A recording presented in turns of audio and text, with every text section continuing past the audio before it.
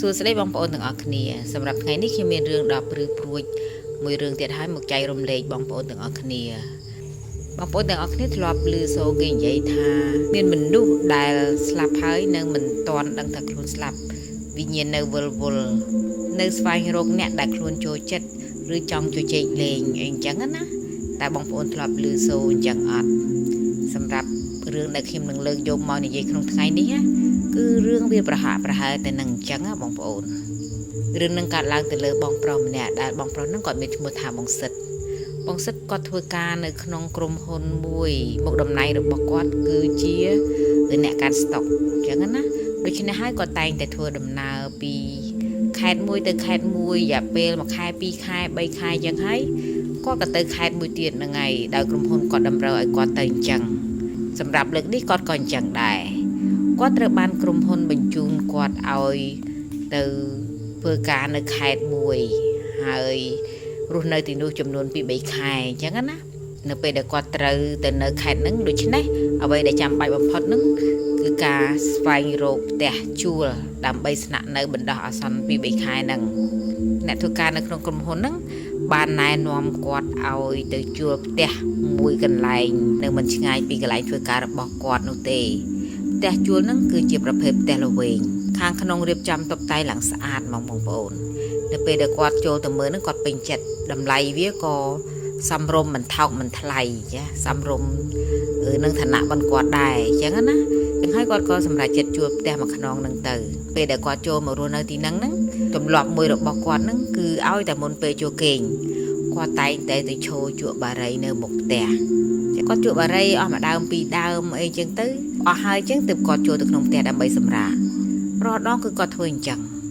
អស់រយៈពេល4-10ថ្ងៃមកហើយគាត់តែងតែជក់បារីនឹងមុខផ្ទះហ្នឹងជារៀងរាល់ថ្ងៃចឹងណាប៉ុន្តែមានថ្ងៃមួយនៅពេលដែលគាត់បំរុងនឹងដើរទៅខាងមុខដើម្បីជក់បារីហ្នឹងគាត់ក៏លេចមើលទ្វារក្រោយផ្ទះរបស់គាត់អ្នកធ្លាប់រស់នៅផ្ទះល្វែងដឹងហើយថាជាដើរផ្ទះនៅក្នុងផ្ទះល្វែងពេលដែលចុះមកហើយហ្នឹងគឺនៅខាងក្រោយផ្ទះហ្នឹងមានទ្វារចិត្តជាងដើរទៅខាងមុខមែនទេបងប្អូនខ្ញុំអត់ដែលធ្លាប់រស់នៅផ្ទះល្វែងទេប៉ុន្តែគាត់បាននិយាយប្រាប់ថាអញ្ចឹងណាអញ្ចឹងថ្ងៃហ្នឹងគាត់ចម្លែកក្នុងចិត្តគាត់អត់ចង់ដើរទៅខាងមុខទេគាត់អត់ចង់ដើរទៅខាងមុខផ្ទះគាត់ក៏សម្រេចចិត្តដើរមកខាងក្រោយផ្ទះនឹងបើកទ្វារក្រោយហ្នឹងឈរជក់បារីក្រោយពីគាត់ជក់បារីមើលទូរស័ព្ទមើល iPad របស់គាត់នឹងមើលការងាររបស់គាត់អីហ្នឹងចុះឡើងរហូតដល់អស់មួយដើមពីរដើមហ្នឹងគាត់បំរុងនឹងដើរចេញពីកន្លែងដែលគាត់ជក់បារីហ្នឹងប៉ុន្តែចៃដន្យអីភ្នែករបស់គាត់ហ្នឹងបានកលេចមើលទៅខាងលើផ្ទះដែលនៅកតុយបងប្អូនអ្នកដែលធ្លាប់រស់នៅផ្ទះល្វែងប្រកាសជាយល់ហើយថាផ្ទះល្វែងវាមានផ្ទះជាជួរអញ្ចឹងផ្ទះរបស់គាត់ហ្នឹងវាមានផ្ទះមួយខ្នងទៀតទល់ខ្នងគ្នាអញ្ចឹងណាបងអួយអីអាចមើលឃើញមកបងអួយមួយទៀតបានអញ្ចឹងនៅពេលដែលគាត់មកឈរជក់បារីនៅក្រោយផ្ទះហ្នឹងក៏ដូចជាឈរជក់បារីនៅក្រោយផ្ទះដែលនៅទល់ខ្នងបានគាត់ដែរអញ្ចឹងហើយនៅពេលដែលគាត់ជក់បារីបំរុងនឹងដើរចូលនៅក្នុងផ្ទះវិញហ្នឹងភ្នែករបស់គាត់ហ្នឹងបានកលេចមើលទៅខាងលើឃើញថាម្ចាស់ផ្ទះដែលនៅកតុយជាប់នឹងក្រោយផ្ទះបានគាត់ហ្នឹងកំពុងឈរមើលគាត់ពីលើបង្អួចឈរអោនងាកកមើលមកគាត់អញ្ចឹងនៅពេលហ្នឹងគាត់រៀងភ្ញាក់ព្រឺតគាត់ភ្ញាក់ហើយគាត់គិតថាអូមិញហ្នឹងគាត់ជក់បារីអញ្ចឹងហើយផ្សែងបារីហ្នឹងវាអាចនឹងធំក្លិនទៅដល់ម្ចាស់ផ្ទះនៅខាងនោះអញ្ចឹងហើយទើបគេចេញមកបំរុងនឹងថាឲ្យគាត់ទេដឹងដូច្នេះហើយគាត់ក៏សម្រេចចិត្តនិយាយមុននឹងគេថាឲ្យអញ្ចឹងណាគាត់បាននិយាយថាអូសំទោសបងមិញហ្នឹងខ្ញុំជក់បារីតើផ្សែងបារីរបស់ខ្ញុំហ្នឹងមានប៉ះពាល់ដល់បងអត់សំទោសណាបងខ្ញុំអត់ដឹងថានៅផ្ទះបងហ្នឹងបើកប្អួចអញ្ចឹងណាអញ្ចឹងបងធំក្លិនធំអីហ្នឹងសំទោសផងបងពេលដែលគាត់និយាយចឹងហើយស្រាប់តែអ្នកផ្ទះនៅខាងលើហ្នឹងបាននិយាយថាអូមិនអីទេ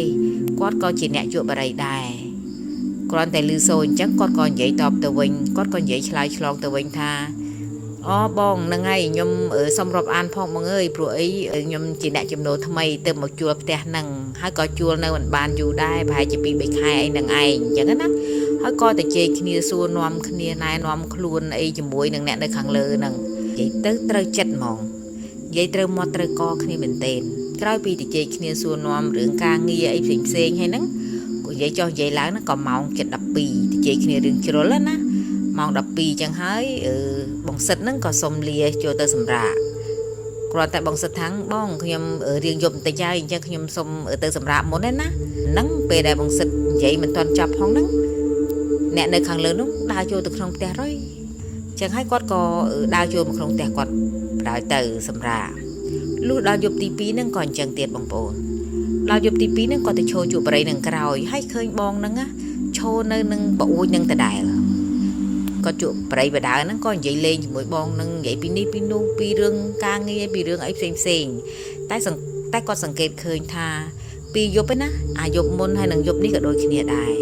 បន្ទប់ដែលបងនឹងឈរហ្នឹងគឺអត់មានបើកភ្លើងទេគាត់ឈរនៅមាត់ប្អូចកងែកកមើលមកគាត់អញ្ចឹងណានិយាយកងែកករហូតអត់មានដូចថាដូរអាកប្បកិរិយាអីសោះអញ្ចឹងណាឃើញនិយាយកងែកកហើយទៅឆ្លើយឆ្លងមួយគាត់ដោយអត់មានដូរអាកប្បកិរិយាធម្មតាមនុស្សយើងឈរប្រកាសជាមានការដូរអាកប្បកិរិយាណាមួយអញ្ចឹងណាតែសម្រាប់បងដែលនៅឈរហ្នឹងគឺគាត់ឈរអញ្ចឹងអាកប្បកិរិយារបស់គាត់អញ្ចឹងតែបងសិតនេះក៏មិនគិតអីដែរគឺថាប្រហែលជាគាត់ជំនួសបែបហ្នឹងដឹងអញ្ចឹងណាក្រោយពីជជែកគ្នាលេងហើយបបួលគ្នាទៀតណាថាបើសិនជាមានកម្មវិធីអីហ្នឹងកុំភ្លេចហៅកុំភ្លេចអីគ្នាអញ្ចឹងណាជជែកគ្នាសន្យាគ្នារួចរាល់ទៀតរឿងហ្នឹងក្រោយពីជជែកគ្នាអីរួចហ្នឹងម៉ោង10:12ដដែលម៉ោង7:12ដដែលគាត់ក៏លាម្ចាស់ផ្ទះខាងលើហ្នឹងទៀតថាអូម៉ោង7:12អញ្ចឹងខ្ញុំសុំទៅសារៈមុនណាបងថ្ងៃស្អែកចាំជួបគ្នាទៀតអីចឹងណាបើបងទៅណេយើងនិយាយលេងគ្នាទៀតគេខាងនោះក៏បាទហើយក៏ដើរចូលទៅផ្ទះរុយដដែលដូចយប់មុនអញ្ចឹងណាឃើញបាត់ខ្លួនពីមាត់ប្អូចនឹងចូលក្នុងផ្ទះបាត់ទៅអញ្ចឹងគាត់ក៏ចូលទៅក្នុងផ្ទះគាត់សម្រាប់បងសិតគាត់ធ្វើការរាល់ថ្ងៃក៏ចេញតាំងពីព្រឹកល្ងាចបានគាត់មកផ្ទះលុះដល់យប់ទី3ហ្នឹងក៏ដូចគ្នាដែរក្រោយពីគាត់ត្រឡប់មកពីធ្វើការវិញនឹងងូតទឹកញ៉ាំអីហើយហ្នឹងមុននឹងចូលគេងគាត់ក៏បានយកបរិយហ្នឹងទៅឈរជក់នឹងក្រោយហ្នឹងហើយក៏ឃើញបងប្រុសម្ចាស់ផ្ទះខាងក្រោយហ្នឹងនៅឈរនឹងមាត់ប្អូចនឹងដដែលអញ្ចឹងណាឈរដូចមុនអញ្ចឹងភ្លើងល្ងិតឆឹងអត់មានបើកភ្លើងទេយប់ទី3ហ្នឹងក៏ដូចគ្នាដែរលើកនេះក៏ដូចរដងដែរបងប្អូនឈរជជែកគ្នាលេងនិយាយពីនេះពីនោះនិយាយពីត្រូវចិត្តគ្នាមែនទែនថែមទាំងសន្យាគ្នាទៀតថាបើសិនជាមានឱកាសមានកម្មវិធីអីកុំភ្លេចហៅគ្នាអីអញ្ចឹងណា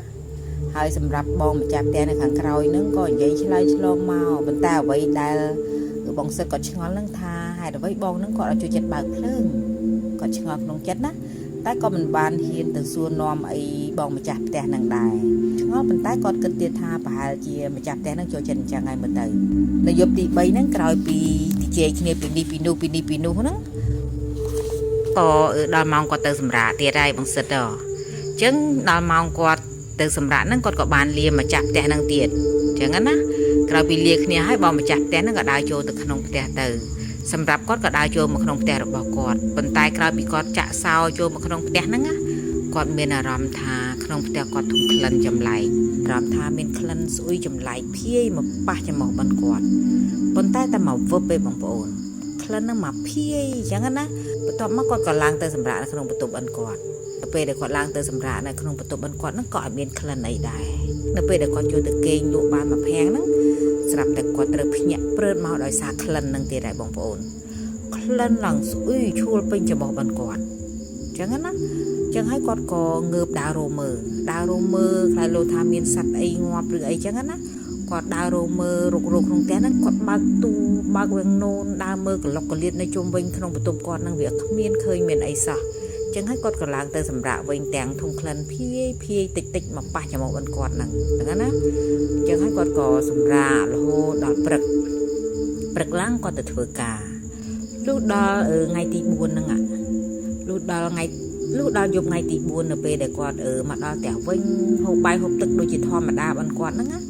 គាត់ក៏ទៅឈរជួបបរិយនឹងក្រោយនឹងទៀតហើយក៏ឃើញបងប្រុសម្ចាស់ផ្ទះហ្នឹងឈរនៅមាត់ប្អូចនឹងទៀតគាត់ក៏ទៅឈរជជែកលេងជាមួយនឹងម្ចាស់ផ្ទះខាងក្រោយនឹងដូចសັບដងប៉ុន្តែលើកនេះក៏លូប្រាប់បងម្ចាស់ផ្ទះខាងក្រោយនឹងថាអូយប់មិញធំគ្រឿងស្អុយអីចឹងណាស្អុយចម្លែកមែនទែនភាយមិនដឹងថាក្លិនសត្វងាប់ឬក៏ក្លិនអីទេក៏លូប្រាប់ម្ចាស់ផ្ទះហ្នឹងណាហើយសួរទៅម្ចាស់ផ្ទះហ្នឹងថាមានធំក្លិនអត់ម្ចាស់ផ្ទះហ្នឹងថាក៏អត់មានធំក្លិនអីទេទៅជែកគ្នាឡើងហ្នឹងក៏ដល់ម៉ោងគាត់ត្រូវចូលសម្រាកដោយរាល់ដងប៉ុន្តែលើកនេះចម្លែកបន្តិច នៅពេលដែលបងសិននិយាយប្រាប់ម្ចាស់ផ្ទះខាងនោះថាបងខ្ញុំដល់មកទៅសម្រាប់អីណាបងអញ្ចឹងខ្ញុំលាបងទៅសម្រាប់អីស្រាប់តែម្ចាស់ផ្ទះខាងនោះហ្នឹងឈោថ្មឹងមកសបកអត់មានដើរចូលទៅក្នុងផ្ទះដោយរាល់ដងឯណាឈោថ្មឹងមកសបកចាំមកបាននិយាយប្រាប់មកគាត់ថាសិតយប់នេះគឺជាយប់ចុងក្រោយហើយដែលខ្ញុំនិយាយលេងមួយសិតម្ចាស់ផ្ទះហ្នឹងនិយាយចឹងមកហ្មងចឹងហើយបងសិតក៏រៀងភ្ញាក់ព្រឺតហើយសួរទៅវិញថាបងចង់ទៅណាអីបងឈប់នៅនឹងបងទៅនៅស្រុកឬក៏យ៉ាងណាសួរចឹងណាចាស់ផ្ទះហ្នឹងឆ្លើយថាខ្ញុំប្រហែលជាមិនអាចនិយាយលេងជាមួយសិតឯងបានតទៅទៀតទេព្រោះអីស្អែកហ្នឹងនឹងមានមនុស្សមករកខ្ញុំឃើញហើយសម្ដីដល់ចម្លែកមួយម៉ាត់ហ្នឹងធ្វើឲ្យបងសិតគាត់ភ្ញាក់ផ្អើលគាត់ឆ្ងល់គាត់ចម្លែកក្នុងចិត្តប៉ុន្តែគាត់បែរជាទៅគិតថា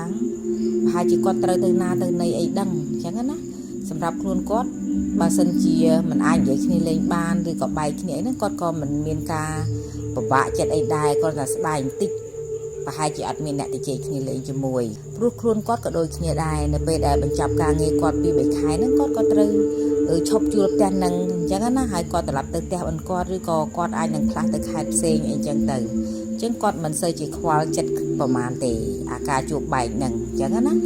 ក្រោយពីលាគ្នាហើយហ្នឹងបងម្ចាស់ផ្ទះហ្នឹងក៏ដើរចូលទៅក្នុងផ្ទះរបស់គាត់ទៅចំណែកបងសិតក៏ដើរចូលមកក្នុងផ្ទះបងសិតដូចគ្នា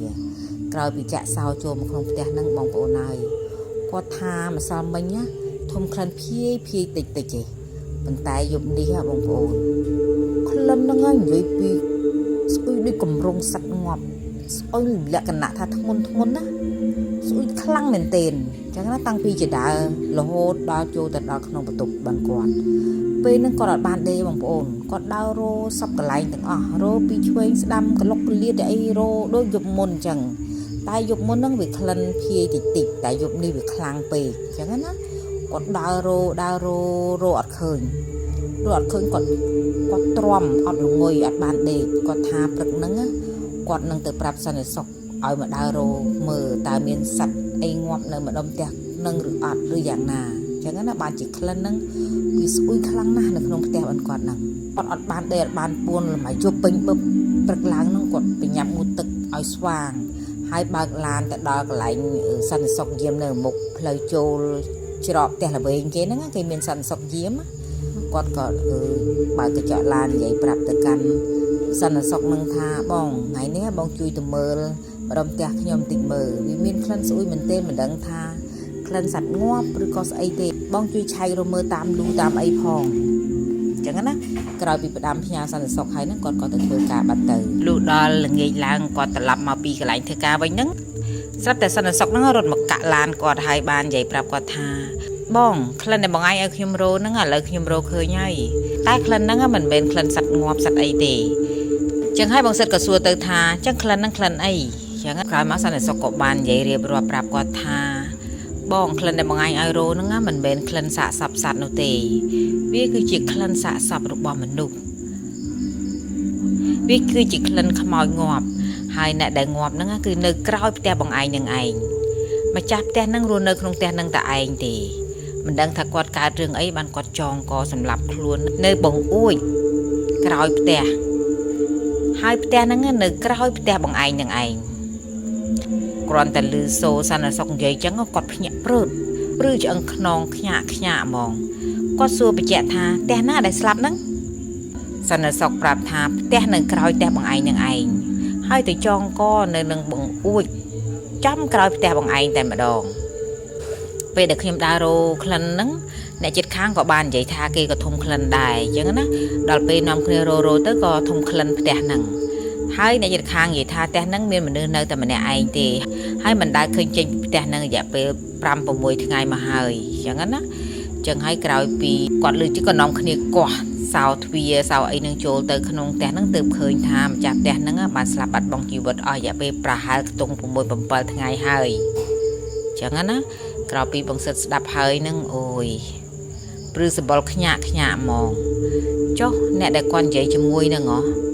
គឺជានរណាទៅវិញបើផ្ទះនឹងមានមនុស្សរស់នៅតែម្នាក់ឲ្យគាត់ក្រោយពីស្ដាប់សន្តិសុខនិយាយហើយនឹងគាត់ក៏មិនមាត់មិនកអីដែរបើកឡានមកផ្ទះហ្នឹងហើយបន្ទាប់មកម៉ោងប្រហែលជា5-6នៅភ្លឺហ្នឹងគាត់ក៏បានដើរទៅខាងក្រោយផ្ទះរបស់គាត់ហ្នឹង ទៅឈោកន្លែងដែលគាត់តែងតែជក់បរិយហើយងើយទៅនិយាយលេងជាមួយនឹងម្ចាស់ផ្ទះហ្នឹងពេលហ្នឹងបងសិតបានទៅឈោនៅអាកន្លែងដែលគាត់ចំណាំតែឈោទៅជែកគ្នាលេងជាមួយនឹងបងម្ចាស់ផ្ទះនៅខាងលើហ្នឹងពេលដែលគាត់ឈោបងប្អូនគាត់បានសម័យនៅអ្វីដែលគាត់ធ្លាប់និយាយលេងកាយវិការផ្សេងដែលបងប្រុសម្នាក់នឹងតែងតែនិយាយជាមួយគាត់អញ្ចឹងណាពេលដែលគាត់ឈោសម័យនឹងគាត់គិតថាតើអាកប្បកិរិយាដែលបងប្រុសនឹងកងាកកនិយាយមកគាត់នឹងវាមិនអញ្ចឹងណាពេលដែលគាត់ឈោគិតសម័យមើលនឹងទើបគាត់ចេញរូបភាពមួយយ៉ាងច្បាស់ថារាល់ពេលដែលបងប្រុសម្នាក់នឹងឈោនិយាយមួយគាត់នៅពីមាត់ប្អួយហ្នឹងណាអាកប្បកិរិយារបស់គាត់នឹងគឺករបស់គាត់ប្រកាសជាជាប់ខ្សែហើយធ្លាក់កងាក់មកបន្តិចអញ្ចឹងណាហើយបន្ទាប់មកយកដៃហ្នឹងទាំងពីរដាក់ចុះទៅខាងក្រោមហើយភ្នែកលៀនដាតធ្លាក់ឡើងវែងសម្លឹងមកកាន់គាត់ធ្វើឲ្យគាត់ទាំងព្រឺក្បាលទាំងស្រីវឆ្អឹងខ្នងហើយគាត់ខ្លាចមែនទែនគាត់ខ្លាចគាត់ភ័យចឹងហើយគាត់គិតថាគាត់មិនអាចរស់នៅនឹងតទៀតបានទេហើយគាត់ក៏ចាក់ចេញពីកន្លែងហ្នឹងតាំងពីថ្ងៃហ្នឹងមកគាត់មិនដែលហ៊ាននៅផ្ទះហ្នឹងទេរហូតដល់ចាប់មួយខែទើបគាត់ឈប់ជួលផ្ទះហ្នឹងរើអីវ៉ាន់ចេញ